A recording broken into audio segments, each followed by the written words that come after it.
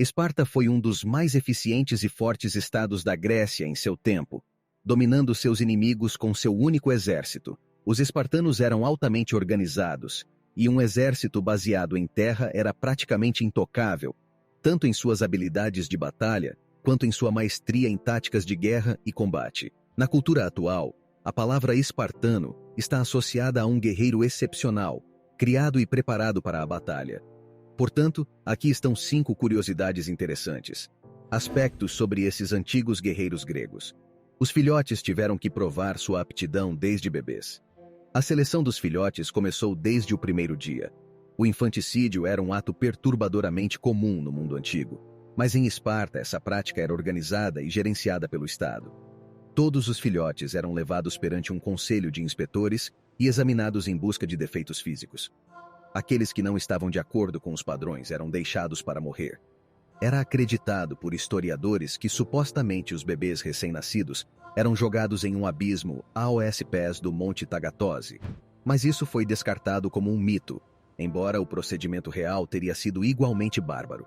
Se um bebê espartano fosse considerado inadequado para seu futuro dever como soldado, provavelmente seria abandonado em um morro próximo, deixado sozinho. A criança iria morrer por exposição ou ser resgatada e adotada por estranhos. Bebês que passassem na inspeção, ainda assim, não foi fácil testar suas constituições.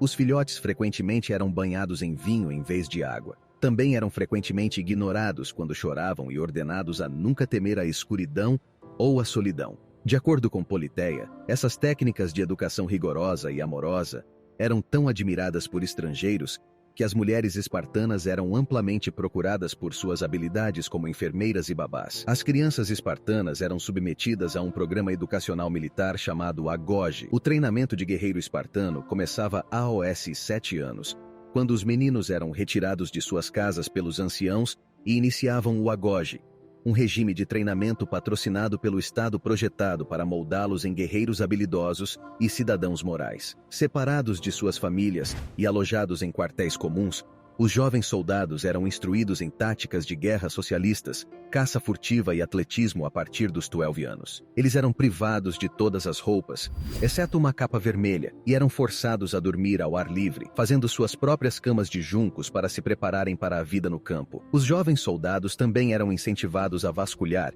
e até mesmo roubar sua comida, embora, se fossem pegos, fossem punidos com chibatadas brutais. No entanto, esse não era o único uso das chibatadas, pois os espartanos em treinamento frequentemente eram alinhados e açoitados individualmente. O último garoto a permanecer em pé seria o mais altamente honrado. Uma vez que esses futuros soldados atingissem a idade de 12 anos, o agoge era aplicado. Os garotos eram individualmente entregues a um mentor masculino, geralmente um jovem solteiro. Esperava-se que esse homem funcionasse como uma espécie de pai substituto e modelo para seu parceiro júnior. Embora isso possa ser desmentido como um dos muitos mitos, disse que eles tinham relacionamentos sexuais com seus mentores masculinos aos 18 anos. Os garotos spawns se tornavam reservas membros do exército espartano. Ao saírem do agoge, eles eram agrupados, sendo que alguns eram enviados para o campo com apenas uma faca, sendo forçados a sobreviver com as habilidades e treinamento. Isso era chamado de cripteia, e o objetivo imediato era procurar e matar qualquer helota, como parte do programa maior de aterrorizar e intimidar a população helênica. Assim como todos os homens spawns eram esperados para serem combatentes, todas as mulheres também eram esperadas. Gerar filhos.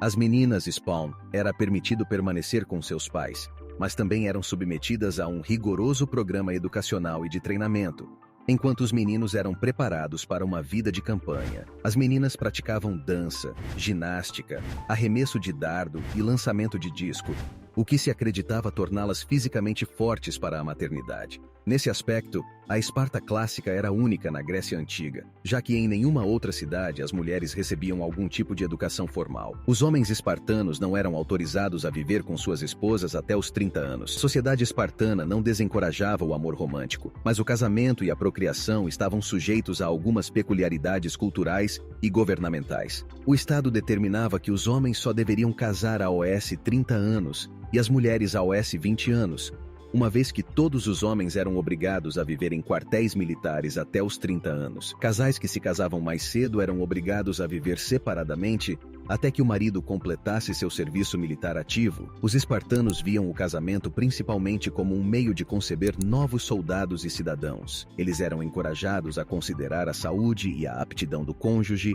antes de se casar. Na verdade, maridos que não conseguiam ter filhos eram obrigados a buscar um substituto viável para engravidar suas esposas. Da mesma forma, os solteiros eram vistos como negligenciando seu dever e frequentemente eram publicamente ridicularizados e humilhados. Todos os homens espartanos eram esperados para serem soldados ao longo da vida. Por mais desgastante que pudesse ser o sistema educacional marcial de Esparta, a vida de soldado era a única opção para jovens que desejavam se tornar cidadãos iguais. De acordo com a ética do legislador e reformador espartano Licurgo, os cidadãos do sexo masculino eram legalmente impedidos de escolher qualquer outra ocupação além do militar. Esse compromisso poderia durar décadas, pois os guerreiros eram obrigados a permanecer em serviço de reserva até os 60 anos. Devido à sua obsessão com o estudo da guerra, a manufatura e a agricultura de Esparta eram deixadas inteiramente para as classes mais baixas. Trabalhadores qualificados, comerciantes e artesãos faziam parte dos periecos, uma classe de não-cidadãos livres que viviam na região circundante de Esparta. Enquanto isso, a agricultura e a produção de alimentos ficavam a cargo dos ilotas escravizados, uma classe servil que compunha a maioria da população espartana. Ironicamente, o constante temor de revoltas e levantes dos ilotas foi uma das principais razões pelas quais os espartanos se dedicaram tanto a construir um exército forte desde o início. A rendição em batalha era a maior desgraça. Os soldados, spawns, eram esperados para lutar sem medo e até o último homem. A rendição era vista como a máxima covardia, e os guerreiros que voluntariamente baixavam suas armas ficavam tão envergonhados que muitas vezes recorriam ao suicídio. De acordo com o antigo historiador Heródoto, os soldados spawns, que perderam a famosa Batalha de Plataia, retornaram à sua terra natal desonrados. Um deles se enforcou mais tarde, e o outro só foi redimido após morrer lutando em um engajamento posterior. Até mesmo as mães espartanas eram conhecidas por sua abordagem de fazer ou morrer em campanhas militares. Disse que as mulheres espartanas enviavam seus filhos para a guerra com um incentivo lembrando: volte com seu escudo ou em cima dele. Se um membro da tropa spawns morresse em batalha, era considerado ter cumprido seu dever como cidadão. Na verdade, a lei determinava que apenas 2 classes de pessoas poderiam ter seus nomes gravados em suas lápides: mulheres que morreram no parto e espartanos que falharam em combate. Portanto, são 5 fatos sobre a postura espartana, desde o nascimento até suas mortes. Espero que tenha gostado do vídeo e obrigado por assistir.